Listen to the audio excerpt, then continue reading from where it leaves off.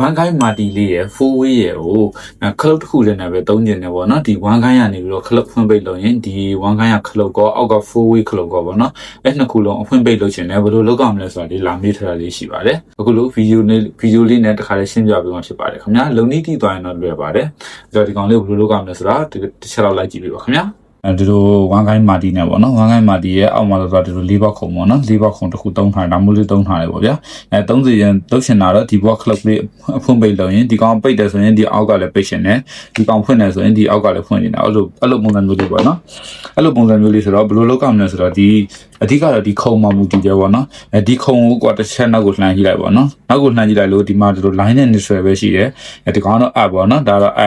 အိမ်မှာအရှင်ဒါ align ထည့်ရမယ်နေရာပေါ့နော်အဓိကတော့ဒီမှာဒီ clock က line နဲ့ neutral နှစ်ခုပဲရှိတယ်ဆိုရင်တော့ဒီကောင်ကိုဒီအပေါ်အဖွင့်ပိတ်လုပ်ရင်တမ်းပြီးဖွင့်ပိတ်လုပ်ဖို့အတွက်နည်းနည်းခက်ခဲရှိရပေါ့နော်ဘာလို့ဆိုတော့ဒီကောင်ကအထက်မှာသူကcombine လုပ်ပြီးသားပေါ့နော်ကိုယ့်အိမ်က clock ကဒီလိုမျိုးဟာမျိုးဆိုရင်တော့ကိုဒါမျိုး clock လေးတစ်ခုနဲ့ပဲအသစ်ထပ်လုပ်လိုက်ပေါ့နော်ဘယ်လို clock လေးတစ်ခုနဲ့ဒီကောင်တို့တွဲပေးလိုက်ပေါ့အဲ့ဒါပို့ပြီးတော့မြန်တယ်လို့အန်ဒီလည်းกินတယ်ပေါ့နော်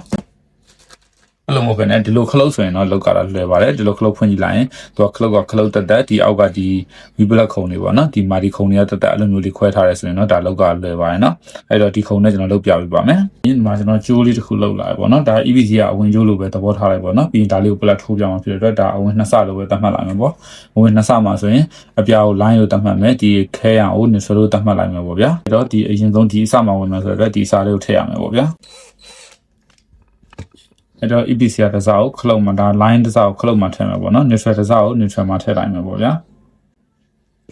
ဒါဆိုရင်ပုံမှန်တိုင်းဆိုရင်တော့ဒါဒီကောင် plug ထိုးလိုက်ပြီးဆိုရင်စပြီးလုပ်လို့ရပြီပေါ့ဗျာအဲ့တော့ကျွန်တော် plug ထိုးကြည့်ပြရမယ်နော် plug ထိုးလိုက်မယ်ဒီမှာခလုတ်လေးဖွင့်တာနဲ့ဒီကိုမီးလာပြီပေါ့ဗျာဒီကိုမီးရောက်မရကျွန်တော်ဒါလေးနဲ့ဆန်းပြပေးမယ်ပေါ့နော်ဒါလေးကဘာလဲဆိုတော့သူကစင်ဆာနဲ့ပေါ့ညဘက်မှောင်တဲ့ချိန်မှာလင်းမဲ့ဟာလေးပေါ့နော်အဲ့တော့ဒါလေးကျွန်တော် plug ထိုးမယ်အဲဒီမှာပေါ့နော်လို့မှောင်လာပြီဆိုဒီသူ့ရှေ့မှာဒီစင်ဆာလေးကမှောင်ပြီဆိုရင်သူကလင်းပြီးတယ်ပေါ့နော်ဒါဆိုမီးဝင်နေပေါ့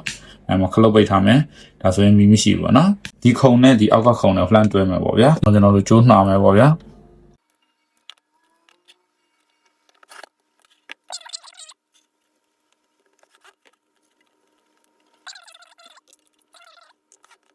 ဒီနှစ်ဆကို line နဲ့ neutral နဲ့ကြည့်လိုက်ရင်ဒီနှစ်ဆကမီးလင်းပြီပေါ့ဗျာဒီခလုတ်ဖွင့်တဲ့ချိန်ကျရင်ဒီကောင်မှာပွင့်မယ်ဒီခလုတ်ပိတ်ရင်ဒီကောင်မှာပိတ်စီတင်တာပေါ့နော်အဲကြတော့ connection ဝင်ရမှာလေးတောက်ပြပါမယ်neutral ကတော့ neutral မှာတိုက်ရိုက်သွားပါဗျာဘာမှတိုက်ဆွေးဘူးမရှိဘူးဆိုရင်မီးတွေ့ရမယ့်ပုံစံတွေကဒီကောင်မှာဒီကနေပြီးထွက်တဲ့နှစ်စားတစ်စား neutral နဲ့တိုက်ရိုက်သွားမယ်တစ်စားကဒီဘက်က EVC ကလာတဲ့ကျိုးရဲ့ဒီဘက်ကထွက်မဲ့ဟာပေါ့နော် EVC ကျိုးနဲ့သွားမချိတ်ဖ ೇನೆ ထွက်မဲ့ကျိုးနဲ့ချိတ်လိုက်ပါဒါဆိုရင်ဒီကောင်မီးဝင်ပြီဆိုတော့ဒီကလည်းမီးဝင်ပြီပေါ့နော်အဲ့တော့ကျွန်တော်မီးကျိုးလေးစာရေးပြလက်ထိုးမယ်